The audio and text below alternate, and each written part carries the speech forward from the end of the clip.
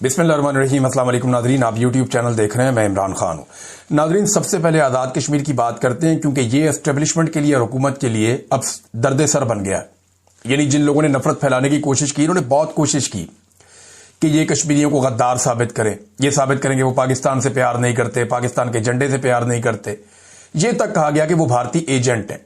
और ये बात जो है बहुत सारे सहाफियों ने की और टीवी चैनल ने इनके बारे में मनफी खबरें चलाई, जबकि वफाकी वुज़रा भी ये बातें करते रहे कि इनके अंदर भारतीय एजेंट हैं। ये सारा कुछ कहने वाले, नफरतें फैलाने वाले एस्टेब्लिशमेंट के टाउट, वो सारे के सारे हार गए और कश्मीर जीत गया। अब एस्टेब्लिशमेंट को प्रॉब्लम यह है कि कहीं पाकिस्तानी कौम इस रास्ते पे चल ना निकले। देखिए, पाकिस्तान में और कश्मीर में कुछ चीजों का फर्क है, ये चीजें हमें मद्देनजर रखनी पड़ेंगी। लेकिन पहले जरा थोड़ा क्लियर कर देते हैं कि टाउट्स, कंट्रोल मीडिया और फॉर्म 47 की जो जाली हुकूमत है, इन लोगों ने झूठ बोले थे। अब कश्मीरी जीते कैसे, ये सबसे इंपॉर्टेंट सवाल है। उन्होंने किसी प्रोपेगेंडे की परवाह नहीं की। उन्होंने कहा जो हमारे बारे में कहना है कहो, हमें गद्दार कहते हो गद्दार कहो, हमें बागी कहते हो बागी कहो, हमारे बारे में एंकर कोई बकवास करते हैं तो करते रहे, मीडिया वाले कुछ कहना चाहते हैं तो कहते रहे, टीवी चैनल अगर हमारे बारे में मनफी खबरें चलाते हैं तो चलाते रहे, हमारा ब्लैकआउट करना है तो करते रहे। इन्होंने जूते की नोक के ऊपर रखा। हर तरह के प्रोपेगेंडा को इन्होंने परवाह नहीं की। इन्होंने सिर्फ सोशल मीडिया के ऊपर नजर रखी, बल्कि वहां पे इंटरनेट भी बंद कर दिया गया। बड़ी मुश्किलों से ये वहां से वीडियोस बना के बाहर निकालते थे। अब जितनी वीडियो बाहर आती थी, ओवरसीज जितने भी मौजूद हैं, उन्होंने बड़ी समझदारी के साथ और बड़े तरीके के साथ इनका बयानिया पूरी दुनिया के अंदर फैलाया। तो सोशल मीडिया को इन्होंने अपनी ताकत के तौर पर इस्तेमाल किया और हुकूमत की जो तशद्दुद की पॉलिसी थी उसके सामने डट के खड़े हो गए।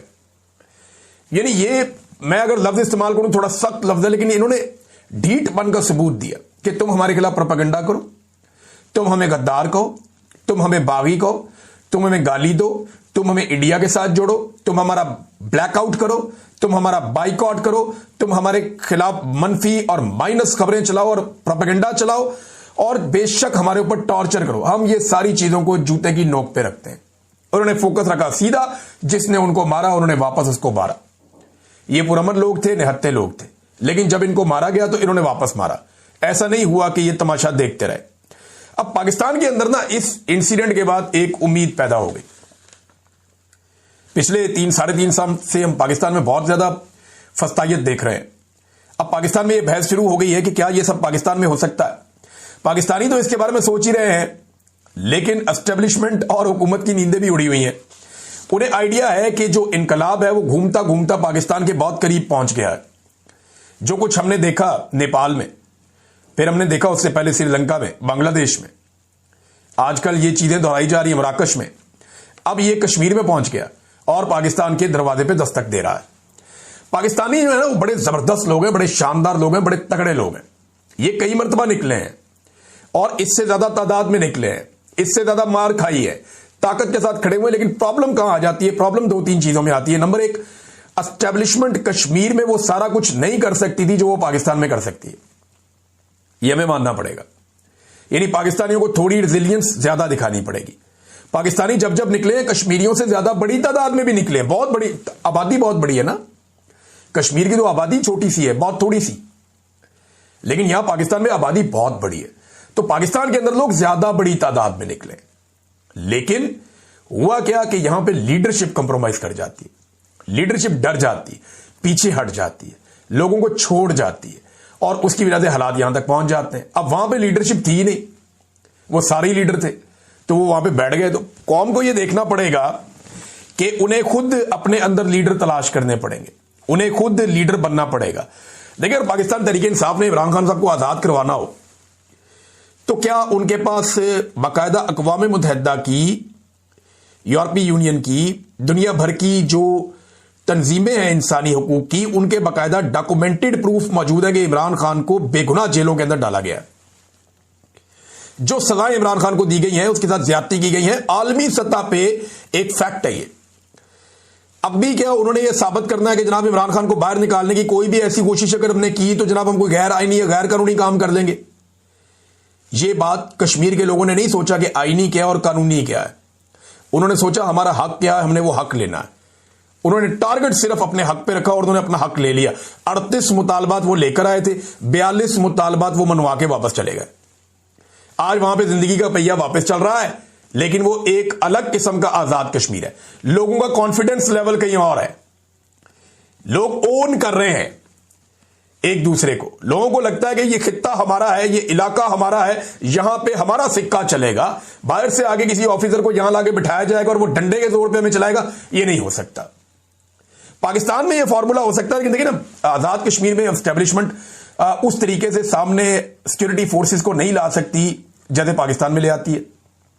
वजह यह है कि वो एक इंटरनेशनल मामला भी पाकिस्तान का चल रहा है, तो भारत भी उसको मैनिपुलेट करता है, इस्तेमाल करता है, उसके ऊपर आवाज उठाता है। लिहाजा पाकिस्तान अपना मुकदमा भी खराब नहीं करना चाहता था। दूसरा, पाकिस्तानियों को अब यह बात समझ लेनी चाहिए कि यही तरीका है, या घी सीधी उंगली से पाकिस्तान में नहीं निकलता।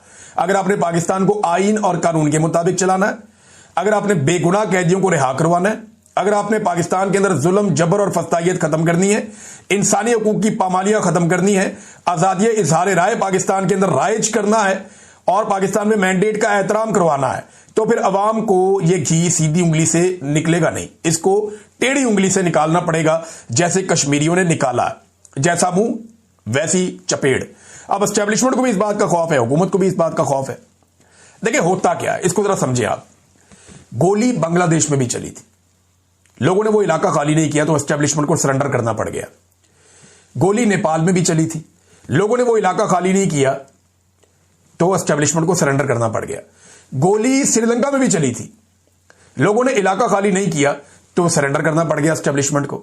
गोली कश्मीर में भी चली है, लोगों ने इलाका खाली नहीं किया तो एस्टेब्लिशमेंट को सरेंडर करना पड़ गया। गोली डी चौक में भी चली थी, क्योंकि इलाका खाली हो गया, गंडापुर निकल गया तो बाकी लोग उसके पीछे चले गए, लिहाजा एस्टेब्लिशमेंट ने सरेंडर नहीं किया।